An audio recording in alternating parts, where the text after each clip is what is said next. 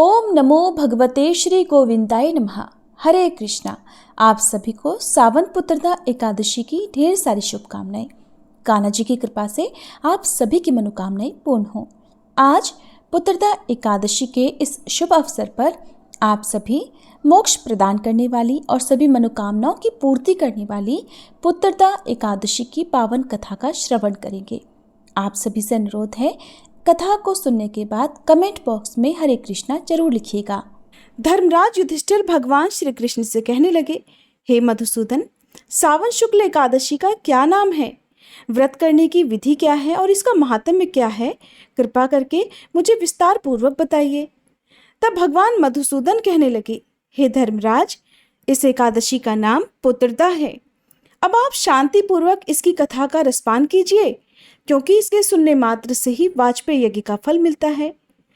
द्वापर युग के आरंभ में महिष्मती नाम की एक नगरी थी, जिसमें महिजीत नाम का एक राजा राज्य किया करता था। लेकिन पुत्रहीन होने के कारण राजा को अपना राज्य सुखदायक नहीं लगता था। उसका मानना था कि जिसकी संतान न हो, उसके लिए ये लोक और परलोक दोनों ही दुखदायक होते हैं। पुत्र सुख की प्राप्ति के लिए राजा ने बहुत उपाय किए, किंतु राजा को पुत्र की प्राप्ति नहीं हुई। उसने अनेकों व्रत उपवास किए, दान तर्पण आदि किया, यज्ञ कराए, लेकिन फिर भी उसे संतान सुख नहीं मिला। वृद्धावस्था आती देखकर एक दिन राजा ने प्रजा के प्रतिनिधियों को बुलाया और कहने लगा कि हे प्रजाजनों, मेरे खजाने में अन्यान्य से उपार्जन किया हुआ धन नहीं है। मैंने न कभी देवताओं और ब्राह्मणों का धन छीना है, किसी दूसरे की धरोहर भी मैंने कभी नहीं छीनी, और अपनी प्रजा को अपने पुत्र के समान ही पालता रहा। मैं अपराधियों को पुत्र और बांधवों की तरह दंड देता रहा। कभी मैंने किसी से घृणा तक नहीं की। सबको मैंने सदा एक समान ही माना है। सज्जनों की मैं सदा पूजा करता हूँ। इस प्रकार धर्मयुक्त राज्य करते हुए भी मेरा पुत्र नहीं है, इसलिए मुझे बहुत दुख है। इसी कारण मैं रात दिन चिंता में रहता हूँ। इसका क्या कारण है? राजा महिजीत की इस बात को विचारने के लिए मंत्री और प्रजा के प्रतिनिधि एक वन को गए। वहां बड़े बड़े ऋषि मुनियों के उन्होंने दर्शन किए। राजा की उत्तम कामना की पूर्ति के लिए किसी श्रेष्ठ तपस्वी मुनि को वे ढूंढ रहे थे। इसी तरह चलते चलते एक आश्रम में उन्होंने एक अत्यंत वयोवृद्ध धर्म के ज्ञाता, बड़े महान तपस्वी, परमात्मा में मन लगाए हुए, निराहार, जितेंद्रिय, जितात्मा, जित क्रोध, सनातन धर्म के गूढ़ तत्वों को जानने वाले, समस्त शास्त्रों के ज्ञाता महात्मा लोमश मुनि को देखा, जिनका कल्प के बीतने पर एक रोम गिरता था। सब ने जाकर ऋषि को साष्टांग प्रणाम किया। उन लोगों को देखकर मुनि ने पूछा कि आप लोग किस कारण से यहाँ आए हैं? निस्संदेह मैं आप लोगों का हित करूंगा, क्योंकि मेरा जन्म केवल दूसरों के उपकार के लिए ही हुआ है, और इसमें तनिक भी संदेह मत करो। लोमश ऋषि के ऐसे वचन सुनकर सभी लोग कहने लगे, हे महर्षि, आप हमारी बात जानने में श्री ब्रह्मा जी से भी अधिक समर्थ हैं, इसलिए आप हमारे इस संदेह को दूर कीजिए।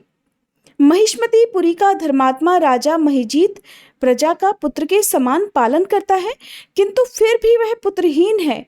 इसके कारण वह रात दिन दुखी रहता है।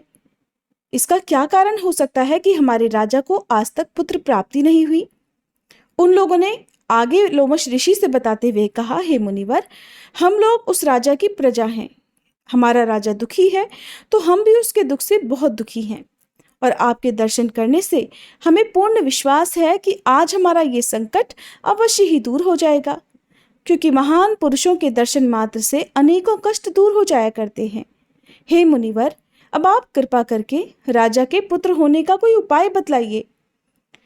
प्रजाजनों की यह बात सुनकर लोमश ऋषि ने थोड़ी देर के लिए अपने नेत्र बंद किए और राजा के पूर्व जन्म का वृतांत जानकर फिर कहने लगे कि तुम्हारा राजा पूर्व जन्म में एक निर्धन वैश्य था।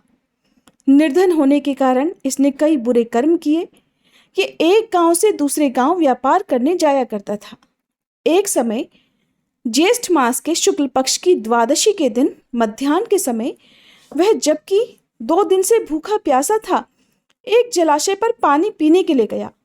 उसी स्थान पर तुरंत की ब्याही हुई एक प्यासी गाय भी जल पी रही थी। राजा ने उस प्यासी गाय को जल पीते हुए हटा दिया और खुद जल पीने लगा।